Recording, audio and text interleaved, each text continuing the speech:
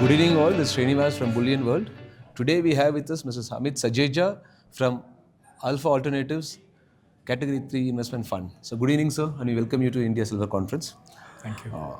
Sir, how do you see the investment demand for silver in India, particularly from the retail segment, from HNIs as well as from family offices? So I would like to say, just give a comparative opinion. Just a small piece of data I would like to share. That investment demand not only in India, but the world over, last 5 years, if you look at silver bars and coins per se, it's picked up sort of 20% more than the last 5-year period which we had between 2015 to 19. India has contributed tremendously because last year, if we check the international investment demand, it's actually gone down by 22%. But in India, it actually rose by 21%. ETFs as well, they have been contributing quite well. So SEBI actually gave permission to ETFs to do their business in 2021, late 2021. Between 2022 and 2024, we have seen their assets under management, or AUM, grow exponentially. So just to give another piece of data, in 2023, the AUM in silver ETFs was around 3,700 crores, and as of today, it stands around 15,000 crores, with ICICI and Nippon being the biggest funds on the ETF side. We being from the alternative investment category, that is, via hedge funds, or we are allowed to invest via commodity derivatives, and we make use of MCX for that. Even we have got a lot of queries from HNIs, ultra HNIs, and even family offices who are some of our esteemed clients. And since last year, actually even before the silver rally which we have seen this year, wherein it has already grown 50% in a year, even before that, when silver was around $20-21 per ounce, we were getting a lot of queries for investment. So yes, there's a big appetite not only for investment but also industrial, and I think these two are the engines which will drive silver prices going ahead. Normally, whenever the stock market peaks up, we would see a lot of redemption pressure coming from the SIPs and mutual fund segment. Sure. But we have seen silver prices and gold prices escalating so much. Even silver prices moved up. Simultaneously, your data shows that AUM for silver ETFs have increased from 3,500 crores to 15,000 crores. Yeah. Even at higher elevated prices, we do not see any redemption pressures happening. Exactly. What is the mindset indicating about? Whether retail investors are still confident of price going up, or there's FOMO failing in the market? Yeah, so I think there are a couple of reasons. First of all, in India last year, as we know, that the import duty on silver was reduced from 15% to about 6%. So that led to this surge. Secondly, there was this expectation of a price surge in silver. So gold, as we know, the rally actually began in December 2023, wherein gold started from around $1,800 per ounce. Currently, we have almost doubled.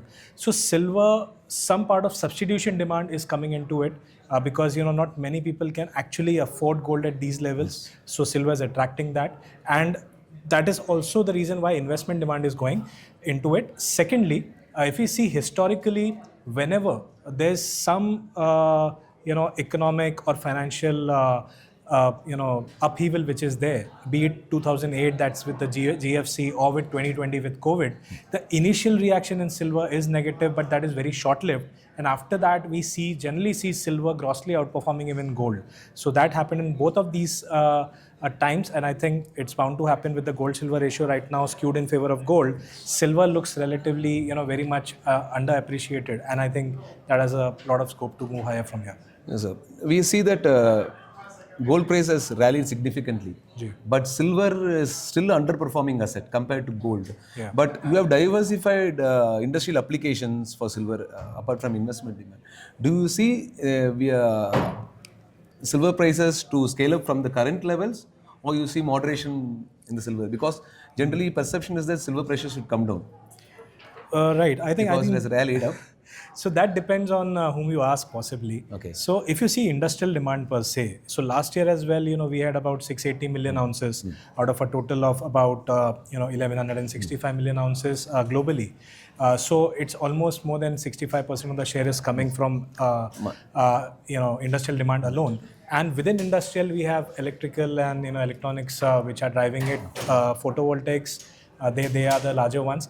And looking ahead, if I don't see a year or 2 years, but if you look at a 5 to 7, 10-year perspective, then even defense could be Yes. one of the areas where silver could be used, because it is used into integrated circuit boards, which are used in Radar missile systems. systems, radar systems, and all. So this is one area, because recently Germany announced about more than $500 billion of commitment over the next 10 years. Yes. So if each of these countries, Germany, Japan, they actually loosen their budgets and allocate some part to defense, I think silver has a long way to go, even on the industrial demand side. So, as you told us, there's a very good opportunity for physical derivative arbitration opportunity in silver. Yes. So, how you see that, sir? As normal investors who look for better investment, return on investments, how it works in terms of playing the arbitration game in the physicals and derivatives? Right. Yeah. So, as recently as in 2024 up to almost 2025, early 2025, we had for a couple of years this cash and carry arbitrage opportunity, wherein you bought in physical, sold on the futures side, and you got a decent return, sometimes in excess of 10% as well. And most of the time, I would say. Right now, the opportunity, it's just cooled down a bit, because these are opportunistic trades, and we are very open to such opportunities. One of the reasons why it happened was because on the physical side, there was a lot of inflow of physical silver from the FTA which we had with Dubai. Because of that, the physical prices got depressed, whereas the futures were dictated by the international markets. So this gave rise to an arbitrage opportunity, and I think we will keep on getting this. Recently, because of the EFP drama which we had playing out in the first 2-3 months, wherein a lot of silver was being flown from LBMA to COMEX, the exchange inventories have again gone down, and the physical markets have tightened, or the spreads have tightened. But I think we'll keep on getting these opportunities. Thank you very much, sir. Thank you for Sure. your contribution. Thank you.